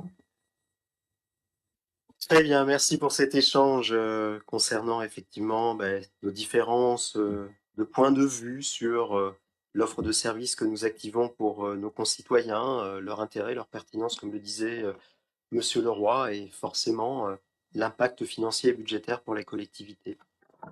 Allez, mes chers collègues, on va passer sur les points suivants. On va évoquer d'autres sujets, à commencer par une cession de parcelles. C'est notre collègue Jérémy Robillard qui vous présente cette délibération. Merci, monsieur le maire. Oui, il s'agit d'une cession foncière d'une partie d'un terrain communal cadastré AZ24 sur la rue des Quatre Allos. Nous avons les consorts Pichinski qui nous ont sollicité il y a environ un an et demi pour acquérir une petite bande sur notre terrain de superficie de 6000 m², une petite bande de 196 m², pour agrandir un peu le jardin, parce que monsieur a ses petits-enfants qui le reçoivent assez souvent. Et effectivement, au regard de la configuration et en négociation aussi avec l'agriculteur qui pouvait exploiter, lui-même reconnaissait des difficultés de manœuvre dans cette pointe en triangle. De plus, le terrain a un découpage atypique, donc on a reproposé un découpage plus cohérent avec de manière tripartite et de manière coordonnée avec l'agriculteur et le futur acquéreur. On a trouvé un terrain d'entente. Bien évidemment, on a aussi sollicité les domaines. Les domaines ont estimé la parcelle à 8 800 €. Pour autant, par rapport je vous l'évoquais à l'instant, au découpage atypique que vous avez donc sur la slide, au regard aussi de la présence de réseaux divers sur la partie domaine public sur laquelle on pourrait penser qu'il y a un accès, mais avec ces réseaux, la parcelle est enclavée. Et également, vous le savez que nous avons toujours tendance, et c'est une décision qui a toujours été prise, que quand il y a une cession d'un terrain ville, les frais d'acte et de géomètre sont à la charge de l'acquéreur. Pour toutes ces raisons, on vous propose donc de céder la parcelle au couple Pichinski, non pas à 8 800 €, mais à 5 500 €. Et comme je viens de vous le rappeler, avec les frais d'acte et frais de notaire à la charge de l'acquéreur. Merci, monsieur le maire. Effectivement, il n'y a pas d'enjeu sur cette petite parcelle que nous vous proposons de céder aux intéressés. Est-ce que c'est un avis favorable à l'unanimité? Merci beaucoup. Le point suivant, mais c'est vous également, Monsieur Robillard, qui vous le rapportez, concernant les marchés de plein vent. Merci, monsieur le maire. Effectivement, sur notre début d'année, même si le temps est encore un peu pas très estival, Ce début d'année avait été marqué par un phénomène, épisode neigeux soudain et abondant pendant 4 jours, je crois du 17 au 20 janvier dernier. Ce qui nous a obligés à suspendre par mesure de sécurité pour les biens et les personnes, surtout, hein, autant pour nos marchands que pour nos clients, pour éviter toute chute ou blessure, de suspendre et d'annuler les marchés du 18 janvier et du 20 janvier dernier. Ces annulations n'ont eu aucune conséquence, bien évidemment, pour les marchands non abonnés, mais pour nos abonnés, on s'était dit qu'il y avait donc une conséquence financière, et donc on vous propose ce soir d'accepter un avoir tel qu'il vous est présenté. Il vous a été présenté dans la slide et le tableau annexé. Je ne vais pas reprendre la lecture de tous les abonnés et des séances que l'on va mettre en avoir du 18 janvier et du 20 janvier, simplement pour vous dire que ça nous fait une perte de 130 €, ce qui n'est pas conséquent, mais qui est nécessaire aussi dans le cadre de notre souhait toujours de maintenir une attractivité commerciale, que ce soit sur des commerces en cellules commerciales ou des commerces ambulants. Merci, monsieur le maire. Merci beaucoup. Avis favorable, mes chers collègues, à l'unanimité? Merci, c'est un petit geste de solidarité qui sera très apprécié. C'est notre collègue Caroline Louba qui vous rapporte le point numéro 15. Merci, monsieur le maire. Donc, en fait, il s'agit d'un versement d'une subvention exceptionnelle à la section UNSS de futsal du lycée Léo Lagrange de Bully. Donc, pour vous résumer, en fait, l'UNSS, c'est une organisation qui a pour but de promouvoir la pratique sportive chez les jeunes, notamment à l'école, avec de nombreux aspects positifs comme l'amélioration de la santé physique par la pratique régulière donc de cette activité sportive, le développement de l'autonomie et de la responsabilité en contribuant au développement personnel de ces jeunes pour les préparer à leurs futures responsabilités, le développement de la sociabilité et des relations sociales, la confiance en soi et bien sûr la diminution de l'anxiété et du stress. Donc, tout au long de cette année, de leur année scolaire, ces jeunes évoluent en championnat et participent à des matchs officiels ou des tournois organisés, donc dans le cadre d'une compétition ou d'une rencontre amicale. Donc, dans ce cadre, la commune de Bully-les-Mines a souhaité mettre en place un partenariat quotidien par un accompagnement et un soutien humain, logistique et financier à ces jeunes sportifs et également à leurs encadrants, afin de faciliter leur pratique et ainsi permettre à chacun de progresser de façon individuelle et collective. Donc, comme en 2023, la section UNSS de futsal du lycée Léo Lagrange de Bully s'est qualifiée pour les championnats de France UNSS, qui se sont déroulés à Laon du 28 au 31 mai 2024. Le lycée, ne pouvant assumer complètement la totalité des frais, a donc sollicité la municipalité pour une aide financière de 1 500 €, car il est à noter que sans ce soutien financier, l'équipe n'aurait pas pu participer à cette compétition nationale. Donc nous sollicitons donc votre accord afin que monsieur le maire puisse signer les documents afférents au versement de cette subvention exceptionnelle. Merci, monsieur le maire. Merci beaucoup. J'imagine que c'est un avis favorable à l'unanimité. C'est d'accord pour tout le monde? Merci beaucoup, mes chers collègues. Merci, Madame Louba. C'est Jérémy qui vous présente le point numéro 16, là encore, subvention exceptionnelle. Alors, il ne s'agit pas de la convention avec nos amis de la Fondation 30 millions d'amis, mais cette fois-ci, on reste toujours lié avec les chats. Vous le savez, hein, il est coutume depuis maintenant 8 années de renouveler chaque année notre partenariat avec l'association, la Fondation 30 millions d'amis de Dr Pradel pour la stérilisation des chats libres. Ce sont donc une convention tripartite, mais on oublie souvent de dire, je le cite toujours, mais je tiens encore à rappeler, ces deux partenaires qui sont incontournables, nos bénévoles et aussi nos amis du domaine de l'APUI, du domaine des écureuils, de Lens et environ, ici sur le domaine du SAJ, des écureuils de Bully-les-Mines.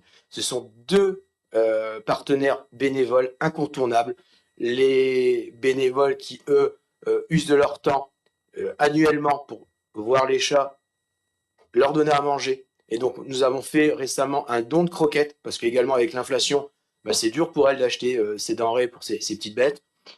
Et du côté de nos amis des écureuils, depuis le début, ils sont partenaires avec nous.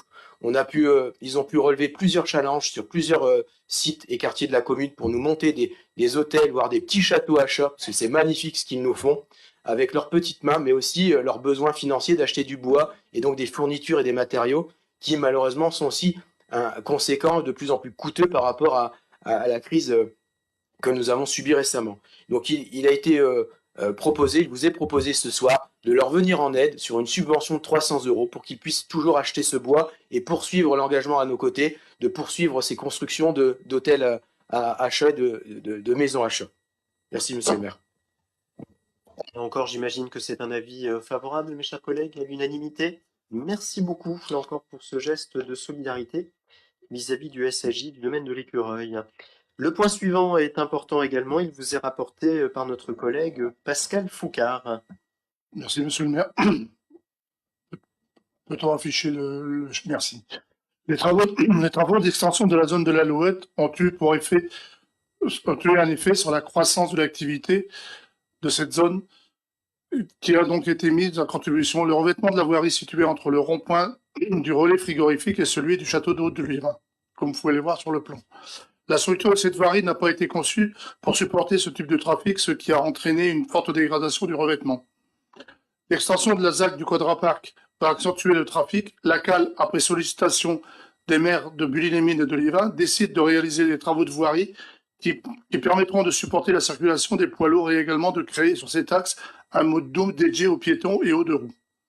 Le montant prévisionnel des travaux s'élève à 760 000 € hors taxe, soit 912 000 € tout TTC.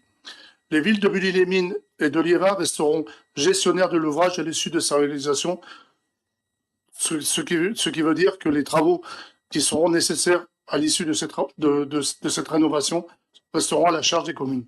La CAL portera la réalisation et la coordination de l'opération de travaux et participera à son financement. La part de la commune de Bully-les-Mines ne sera que de 2 000 € hors taxe.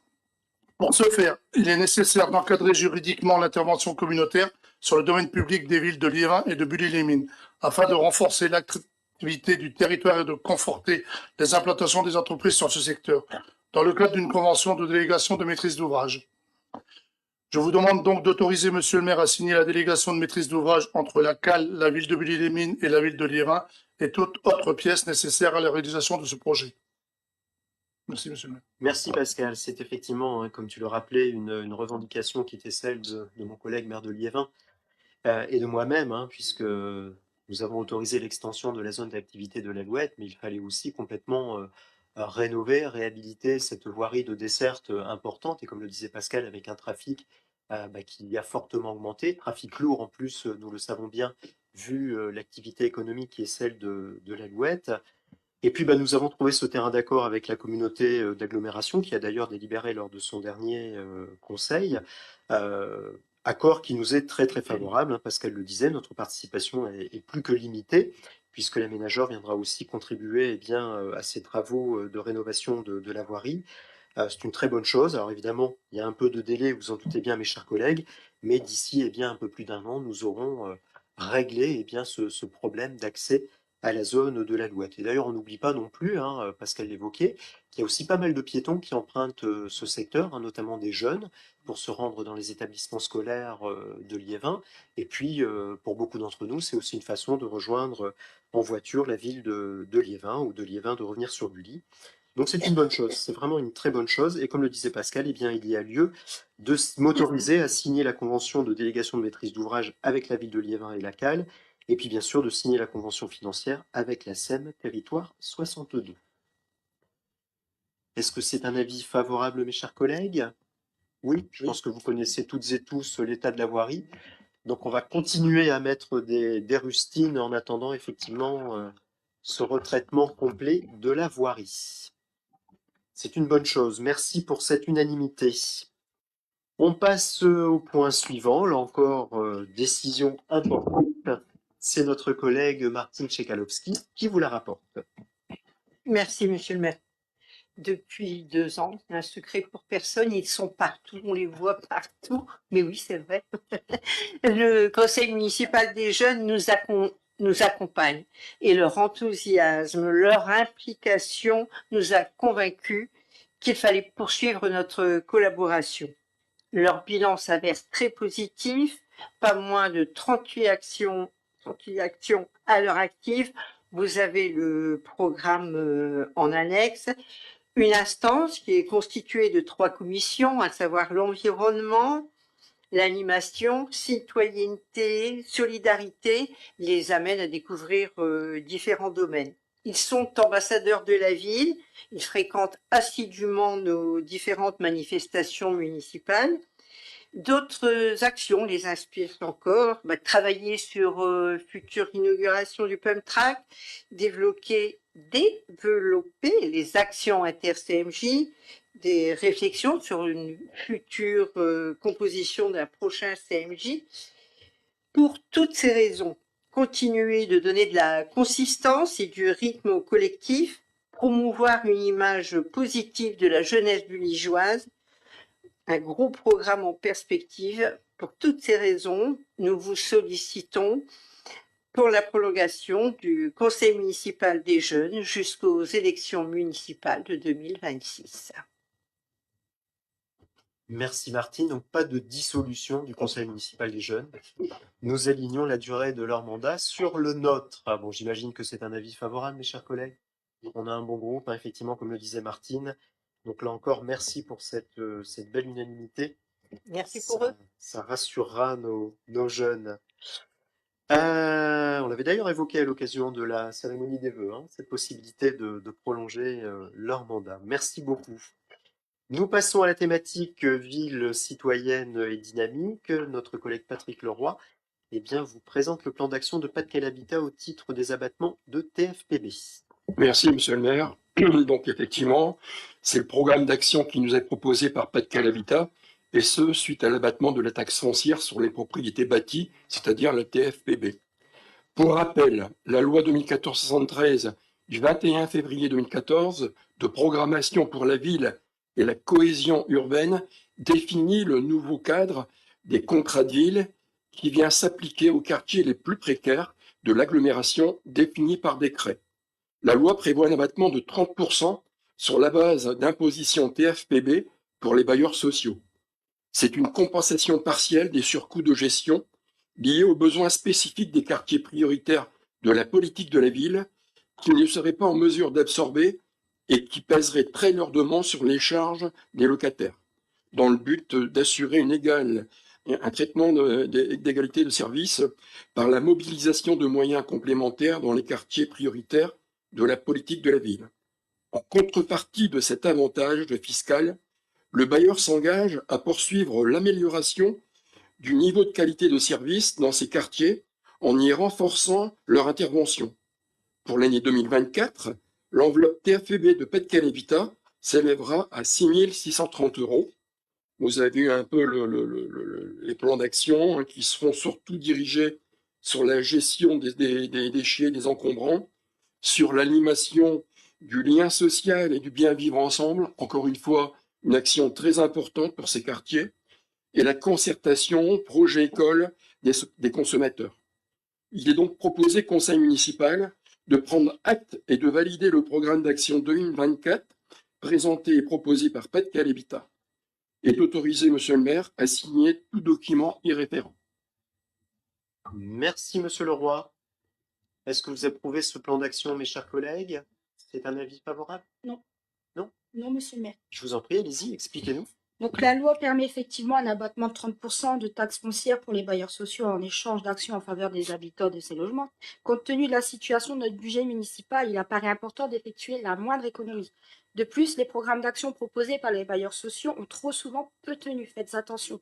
De surcroît, nous ne voterons pas favorablement cette délibération sans rapport d'activité. Merci. D'accord, je comprends pas forcément bien votre argumentation, mais je retiens effectivement votre position à ce programme. C'est dommage parce que vous voyez, je prends par exemple l'école des consommateurs. L'objectif, c'est vraiment d'accompagner nos concitoyens qui sont les plus en difficulté dans ce quartier politique de la ville, de les aider à mieux gérer leur budget et donc à essayer de préserver leur pouvoir d'achat. Du coup, je ne comprends pas bien votre argumentation, mais pour autant, je la respecte et nous prenons acte de votre vote contre cette proposition.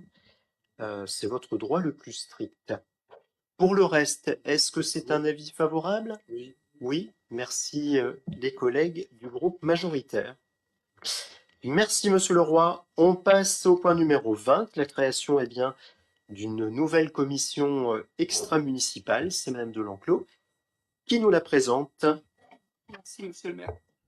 Alors, les actions et projets engagés ou soutenus par la municipalité dans le domaine de la culture, de l'enseignement artistique et du patrimoine sont élaborés en lien avec les différents acteurs locaux de la communauté culturelle, à savoir les usagers, artistes, personnels municipaux, associations et opérateurs du territoire. La mise en œuvre du nouveau projet culturel confirme la nécessité de renforcer ce travail partenarial en créant une commission extra-municipale dénommée Commission des acteurs culturels. Ses objectifs seront d'observer et d'évaluer les politiques et actions culturelles, d'amener des propositions nouvelles et innovantes et d'organiser des événements. Elle sera composée de 3 collèges, un collège d'élus, un collège d'habitants et d'associations locales, un collège de professionnels et d'experts. En vertu de l'article L2143-2 du Code général des collectivités locales, nous vous proposons donc de bien vouloir approuver la création de cette commission extra-municipale placée sous la présidence de Monsieur le maire. Merci Madame Delanclos. Nous essayons bien de formaliser, d'encourager la dynamique des acteurs culturels locaux et cela passe par la création bien, de cette nouvelle instance. Et donc bien sûr, les élus, cela vient d'être évoqué par Dominique, seront représentés, comme nous le faisons habituellement, 8 élus du groupe majoritaire et 2 élus bien sûr du groupe d'opposition. Est-ce que c'est un avis favorable, mes chers collègues? À l'unanimité? Merci beaucoup. Alors je m'adresse tout de suite aux représentants de groupe. Je compte sur vous pour nous désigner vos représentants, alors bien sûr en cohérence avec la commission municipale qui intervient sur la même thématique. Merci Madame Delanclos. Nous passons au point suivant. C'est vous qui rapportez, pardon, le point numéro 21. Alors, la communauté de l'agglomération de Lens-Liévin a engagé depuis 2019 un projet Lecture pour tous, soutenu par la DRAC et la médiathèque départementale. Ce projet, prévoyant la mise en réseau des bibliothèques, permettra à tous nos habitants, notamment aux plus jeunes, d'avoir accès à plus de 500 000 ouvrages sur tout le territoire. Il a fait l'objet d'une délibération lors du conseil communautaire du 28 mars dernier, où le budget inhérent au projet a été validé, ainsi que le lancement du marché concernant l'acquisition d'un logiciel commun. Si précédemment une charte partenariale a posé les premiers jalons et l'adhésion à ce futur réseau, il nous faut aujourd'hui franchir une nouvelle étape avec une convention qui officialisera notre engagement dans le réseau des établissements de lecture publique de la CAL. Notre participation nous permettra d'avoir un nouveau logiciel, un portail Internet commun, la technologie FRID et dans un second temps, une navette pour la mise à disposition des ouvrages empruntés dans les différentes bibliothèques, le tout pris en charge en intégralité par la CAL, tant sur le plan technique que financier dans son déploiement. Nos engagements nécessitant une adaptation seront les suivants. La mise à disposition d'un binôme d'agents sur les missions réseau à hauteur de 10% du temps de travail, soit 2 fois 3h30 semaine, avec intégration des missions à la fiche de poste. La prise en charge du coût de récupération des données, fichiers clients et collections, chez notre fournisseur logiciel C3RB pour un coût de 1 080 € et la modification de notre règlement intérieur. Nous vous proposons donc de bien vouloir adopter la convention, jointe en annexe de vos documents, actant le fonctionnement entre la ville de Bully-les-Mines et la CAL pour l'intégration au réseau des établissements de lecture publique et autoriser Monsieur le maire à signer la dite convention de fonctionnement entre la ville de Bully-les-Mines et la communauté d'agglomération de Lens-Liévin. Merci beaucoup. Et tout cela est cohérent avec le schéma départemental qui, lui, sera présenté lundi prochain et je pense approuvé lundi prochain. Effectivement, il faut travailler en réseau, surtout sur des sujets aussi importants que l'accès aux livres, l'accès à la lecture. Et donc, c'est tout l'intérêt de cette démarche communautaire. Est-ce que c'est un avis favorable, mes chers collègues? Oui, je pense à l'unanimité. Merci beaucoup. Merci Madame Delanclos. Nous passons à la thématique ville solidaire. C'est le point 22, là encore, création d'une nouvelle commission extra-municipale. C'est notre collègue Ali Benfrage qui vous la présente. Merci Monsieur le maire. Considérant l'intérêt de mobiliser les seniors comme acteurs de la vie citoyenne et dans le cadre des objectifs retenus par la municipalité concernant la mission senior pour favoriser la mixité sociale et intergénérationnelle, la commune de Bully-les-Mines propose la mise en place d'un conseil désigné. C'est une instance de réflexion et de concertation chargée de faire des propositions dans les domaines touchant à la vie de la commune et particulièrement des seniors. il s'agit de mettre en valeur l'utilité sociale des seniors. Le Conseil des aînés est issu d'une démarche de démocratie participative pour mettre en valeur le rôle des seniors, leurs compétences, leur envie de transmettre leur savoir et leur mémoire. La création du Conseil des aînés s'inscrit donc dans une dynamique citoyenne où la participation des seniors à la vie démocratique de la commune prend toute sa mesure. C'est un lieu ou un outil de réflexion, un outil de consultation et de concertation, un outil de proposition et d'action et un lieu de débat et d'exercice de la citoyenneté. Le conseil municipal pourra consulter le conseil des aînés pour avis sur certains dossiers. Ce conseil complète le dispositif de structures extra-municipales existantes, telles que le conseil municipal des jeunes notamment. Un règlement sera établi afin d'en déterminer le cadre, les objectifs du conseil, la composition, le rôle, mise en place des commissions, fonctionnement, etc. Le conseil des aînés est composé avec une parité homme-femme du maire de Bully-les-Mines, président de ce conseil, du vice-président du conseil des aînés, l'élu en charge des seniors et du handicap, des différents collèges représentant les aînés, les habitants, les associations, les techniciens. Vu l'avis favorable du bureau municipal santé du 25 mars 2024, le conseil municipal est invité à délibérer sur la création de cette commission extra-municipale. Nous vous proposons d'autoriser monsieur le maire à créer le conseil des aînés. Merci. Merci beaucoup. Là encore, instance que nous voulons la plus ouverte possible et avec des représentants, comme tu l'évoquais, bien sûr, des seniors de notre commune. Et là encore, représentation, bien évidemment, des groupes majoritaires et d'opposition dans les mêmes proportions, 8 élus majoritaires et 2 élus d'opposition. Donc là encore, vous serez sollicités.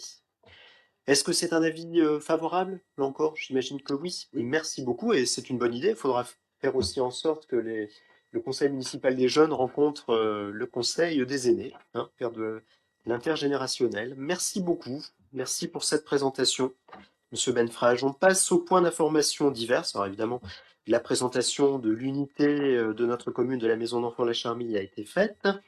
Je voulais également vous informer que Pas-de-Calais Habitat va transformer l'usage de l'immeuble qui lui appartient à l'angle des rues Salengro et Bayot. Je pense que vous connaissez toutes et tous cet immeuble. Voilà, merci beaucoup.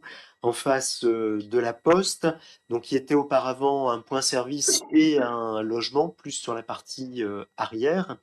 Pas-de-Calais Habitat a décidé de réinvestir cet immeuble et d'en faire son unité locale, puisqu'il y aura notamment le responsable d'agence, 2 assistants d'agence, un conseiller logement et une conseillère sociale. On sait que c'est important, notamment pour les locataires en difficulté. Donc clairement, Pas-de-Calais Habitat renforce sa présence en proximité dans notre commune. C'est une très bonne chose. Alors bien sûr, soyez rassurés, les locataires qui étaient dans ce logement ont été relogés. Donc je vous propose, j'ai émis un avis favorable, mais je tenais bien évidemment à en faire part au conseil municipal. Donc c'est une très très bonne chose pour les locataires de Bully et d'ailleurs des environs, puisque cette agence va couvrir tout le secteur de Bully-les-Mines. Nous voulions également rapporter devant vous des arrêtés qui ont été reconduits concernant les dispositions en matière de tranquillité publique. C'est notre collègue Jérémy Robillard qui vous les présente. Merci, monsieur le maire. Effectivement, le premier arrêté qu'on souhaitait rapporter devant vous et vous tenir informé est un arrêté qui a été signé le 6 juin dernier. Un arrêté qui interdit la circulation des mineurs de moins de 18 ans de circuler la nuit non accompagné d'un majeur entre 23h et 6h du matin, accompagné d'un majeur membre de sa famille, c'est important de le préciser, entre 23h et 6h du matin, et ce à compter, il est déjà rendu exécutoire actuellement, et il se terminera le lundi 23 septembre prochain. Les périmètres, alors c'est un arrêté que l'on prend et que l'on reconduit chaque année, les périmètres de ces interdictions, vous les avez, donc les plans devant les yeux, la cité des Alouettes dans son entièreté, et la cité des brebis, je dirais plutôt le secteur QPV au sens large, à savoir la cité des brebis et la résidence du maréchal Leclerc, et cette bande, vous le voyez en cartographie. Cet arrêté a été transmis aussi à nos voisins et amis de Mazingarbe pour que nous ayons des dates concordantes d'arrêté sur l'interdiction des mineurs, parce que vous savez bien que cette cité des brebis n'a pas de frontière et c'est une cité à cheval sur les deux communes. Donc voilà le premier point sur lequel on voulait rapporter devant vous.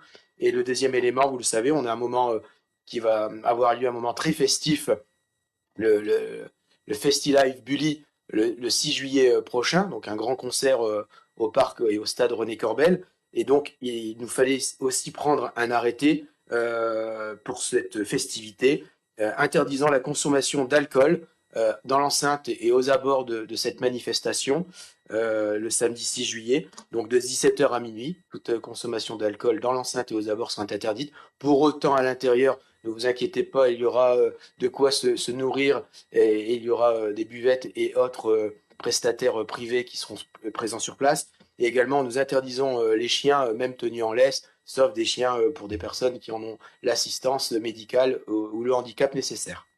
Merci, monsieur le maire. Merci beaucoup, c'est bien connu. Hein, sans alcool, eh bien, la fête est plus drôle ou plus folle, comme vous voulez. D'accord. Merci beaucoup. Voilà pour ces arrêtés, effectivement, qui sont importants et que nous veillons à faire appliquer avec la police nationale. Voilà, mes chers collègues, nous en avons terminé avec l'ordre du jour relativement dense de cette dernière séance du semestre. Je n'ai pas été destinataire de questions diverses. L'ordre du jour est donc épuisé. Il me revient de lever la séance et de vous remercier pour votre participation à cette séance. Merci beaucoup. Bon retour à toutes et à tous. Bonne soirée.